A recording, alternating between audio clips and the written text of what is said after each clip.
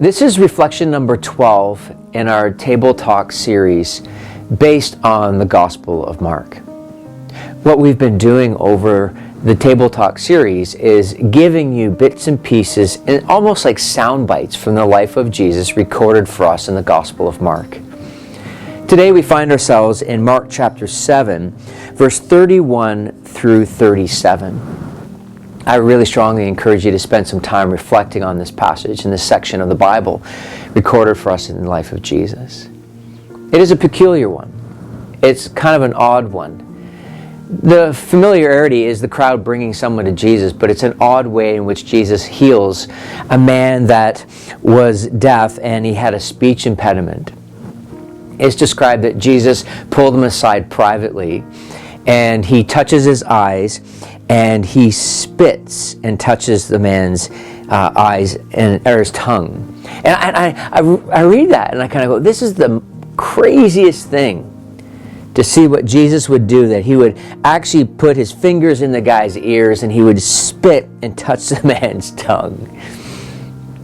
But let's not get distracted by how Jesus healed him. Because in this moment, he actually says the words, be opened. Be opened.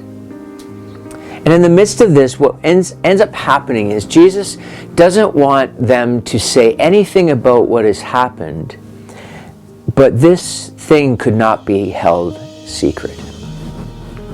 Because the more he charged them to not go and tell anyone, the more they became enthusiastic in their expression. And what they said is interesting. They said, he has done all things well. That's actually the phrasing that is connected to when God created and it was good. What does that mean for us? As we just take a few moments to reflect on life, is we recognize a simple but yet profound truth about God. And that is this: that in the midst of our pain, in the midst of our struggles and loss in life, God can bring good from it. I mean, when you think about all the things that God does and what God can do, God can take our stories, our mess, and bring good from them. But here's the part that I think is important for us to reflect on, is that the goodness is not for our benefit. Yes, of course, it feels great and that there's some sort of good that has come out of it, but the realization is that the goodness that God wants to bring in the midst of our lives is actually the goodness of who He is. So therefore, it is as if His goodness flows through us to others.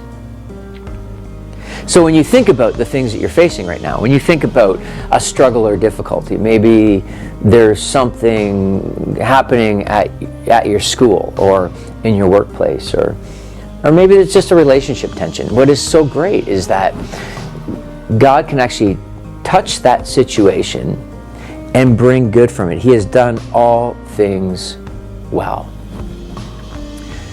God brings good out of the bad. I mean, how incredible is that? Now, we don't know what the end results might be. We don't even know ultimately how God will use it.